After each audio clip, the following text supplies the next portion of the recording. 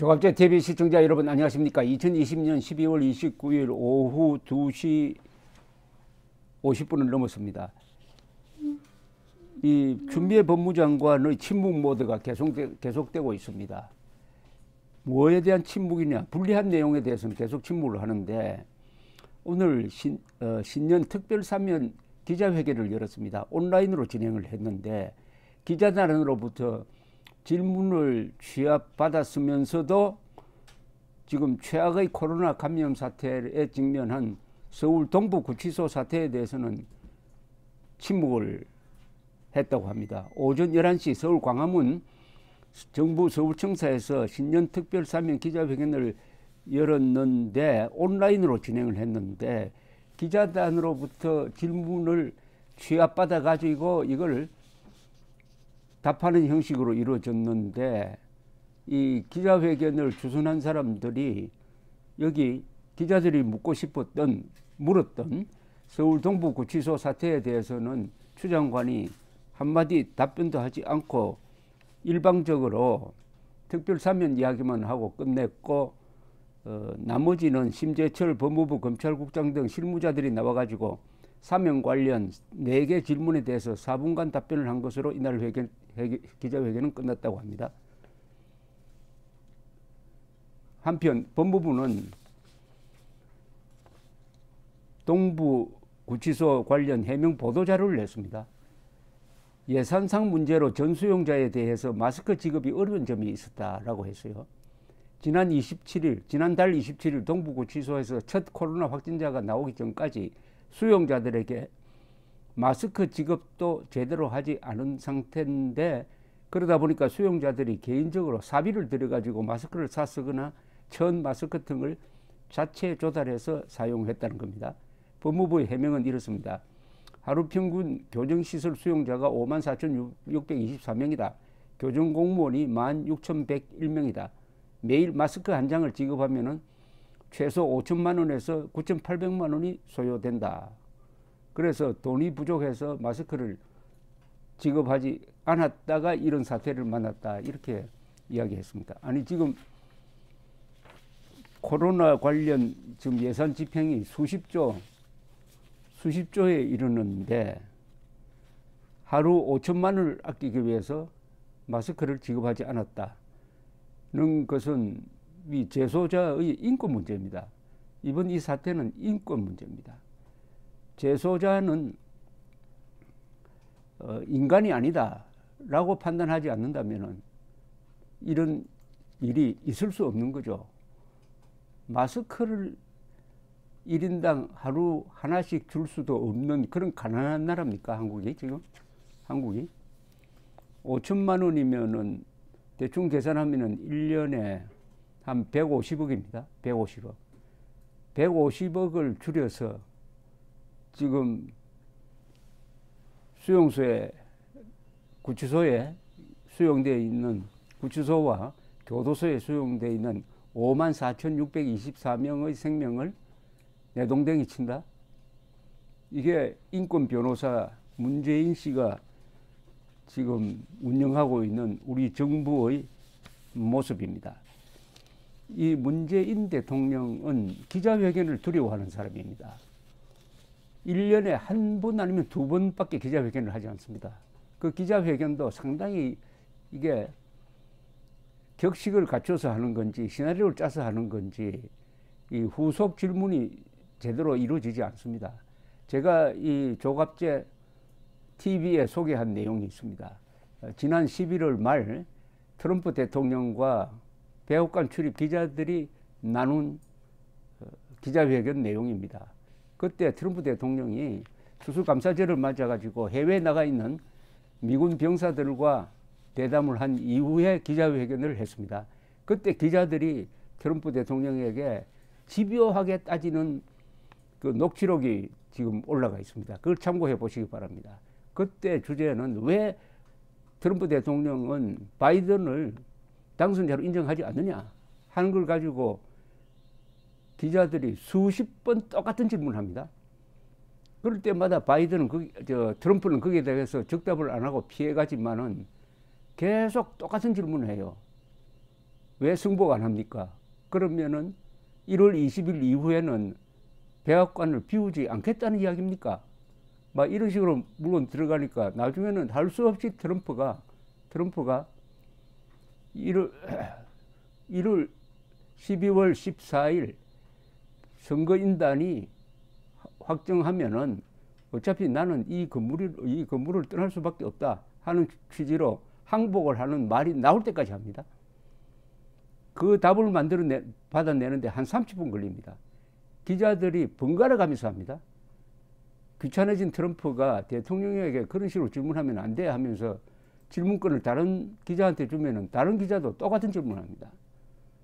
이걸 보면서 우리 기자들이 너무나 대통령이나 장관에게 무르게 대한다는 생각이 있었습니다.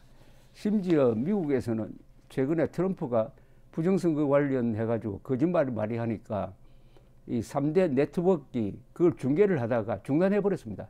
지금 트럼프 대통령이 하는 말은 거짓말이다.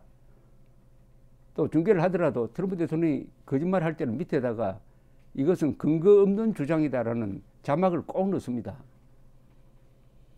기자회견을 가지고 평가를 한다면 문재인 대통령은 70여 년 전 이승만 대통령보다 훨씬 더 후퇴한 민주 대통령입니다.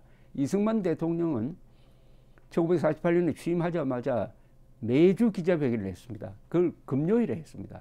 그 기자회견에 참석했던 노 기자들이 남긴 기록이 여러 개가 있습니다. 공통점이 아무런 사전 시나리오 없이 했다는 겁니다. 그걸 기자들이 아주 편하게 이승만 대통령과 같이 앉아서 무슨 질문을 하더라도 이승만 대통령이 다 그것을 받아주고 대부분은 이승만 대통령이 이 국정 운영에 대해서 너무나 많은 생각을 했던 사람들이기 때문에 기자들에게 가르쳐주고 훈수하고 하는 장면이었고 또 우스개도 잘하고 그 끝나면은 프란체스카 여사가 직접 만든 이 과자 떡을 가져와 가지고 나눠주고 그때만 해도 이 담배가 부족했는데 전매청에서 담배 가져오라고 그래가지고 기자들한테 가면서 담배 몇 개씩 가져가라고 호주머니에 넣어주기도 하고 했다는 이야기가 나옵니다. 심지어 6.25 사변 때 그때 이승만 대통령이 미리 서울을 떠나고 나중에 수복이 되었을 때 첫 기자회견에서 기자들이 왜 대통령 각하가 먼저 도망갔습니까? 라고 집요하게 묻는 장면도 나옵니다. 이승만 대통령이 얼굴이 벌겋게 되어 있다가 아니 내가 공산당에게 잡혔으면은 어떻게 됐겠느냐? 내가 그러면 남쪽으로 가지 않고 여기 앉아 있다가 대통령이 공산군에게 잡히기를 바랐느냐 하는 식으로 하소연하듯이 답변하는 장면도 나옵니다. 그리고 이 기자회견에서 이승만 대통령은 기자가 좋은 이야기를 하면 즉석에서 받아줘요. 어느 기자가 이야기를 합니다.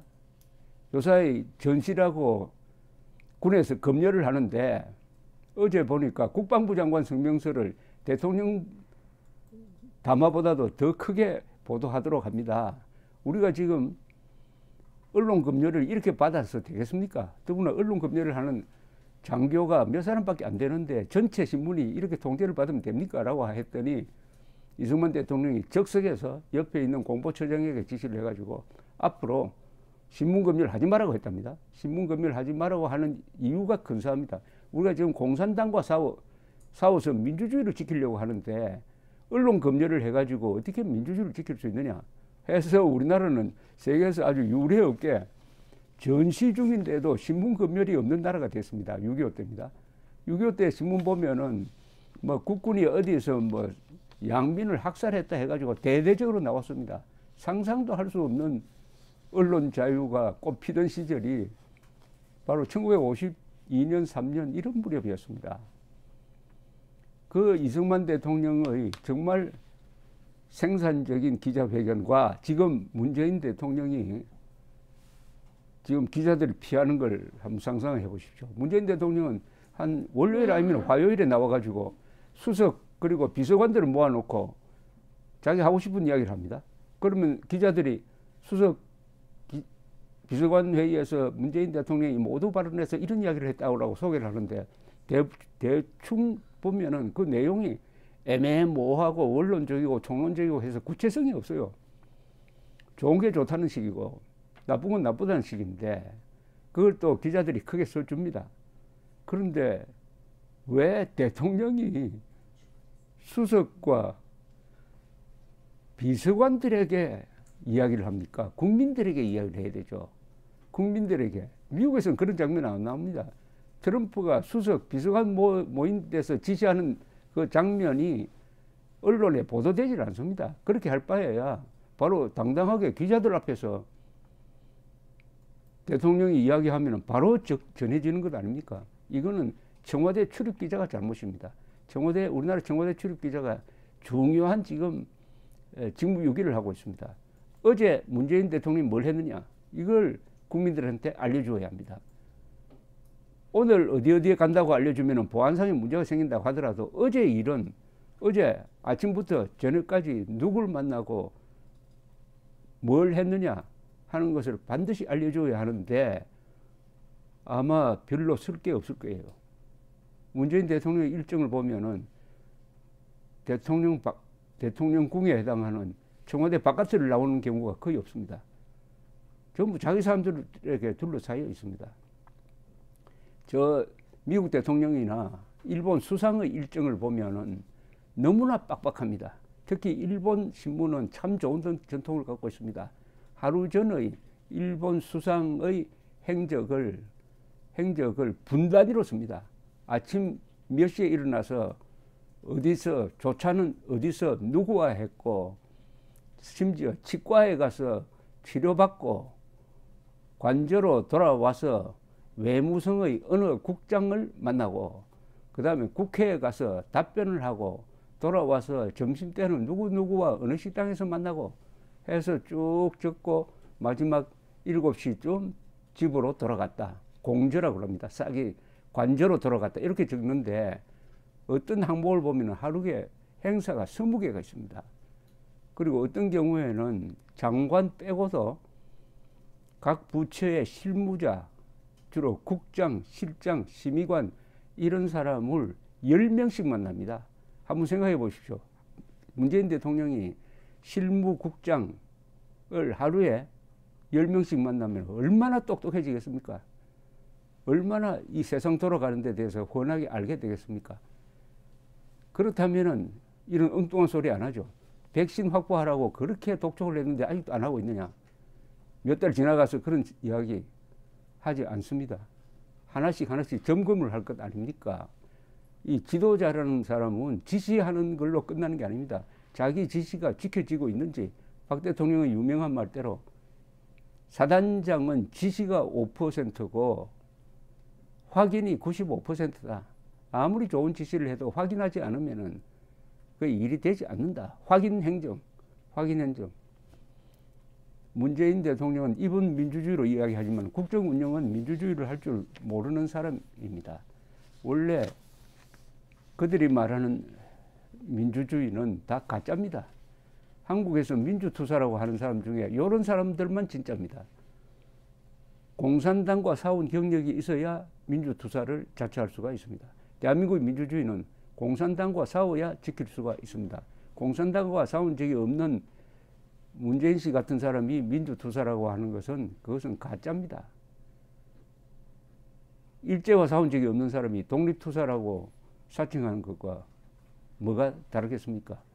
그런데 점에서 추미애 씨가 자기한테 불리한 문제에 대해서는 기자회견에서 답변도 하지 않고 살짝 빠져버리고 그 밑에 실무자들에게 입장문이나 하나 쓰도록 만드는 이런 예의 없는, 국민들에게 예의 없는 거죠. 문재인 씨나 추미애 씨는 수석이나 비서관에게 보고할 필요가 없고 바로 국민들에게 이야기할 사람 아닙니까? 왜 국민들에게 당당하게 이야기하지 못합니까? 그것은 캥기는 게 있다든지 약점이 있기 때문 아닐까요? 그건 수많은 거짓말을 해놓으니까 기자들 앞에서 추궁당할 것이다. 또 기자들을 설득할 논리가 부족하다. 이거죠. 문재인 대통령이 쓰는 사람들의 인격을 이렇게 쭉 한마디로 요약하면 이런 게 주로 아닙니까? 위선, 오만, 안하무인, 그리고 무례하고 무능하고 요새는 비겁하다는 말이 나옵니다. 비겁하다. 비굴하다. 김정은 앞에서는 비굴하고 국민 앞에서는 오만하고 자기 편이 아닌 사람한테는 잔인하고 참 대한민국 국민들 지금 어려운 시기를 살고 있습니다. 대한민국은 지금 총으로 하는 내전이 아니라 말로 하는 내전을 치르고 있습니다. 이 말로 하는 내전에서 이겨야 자유민주주의를 지킬 수가 있습니다. 그 말은 자유가 살아있을 때 자유를 사용해서 자유를 지켜야지 자유를 잃은 다음에 자유를 찾으려 하다가는 반드시 피를 흘려야 된다. 이겁니다. 감사합니다.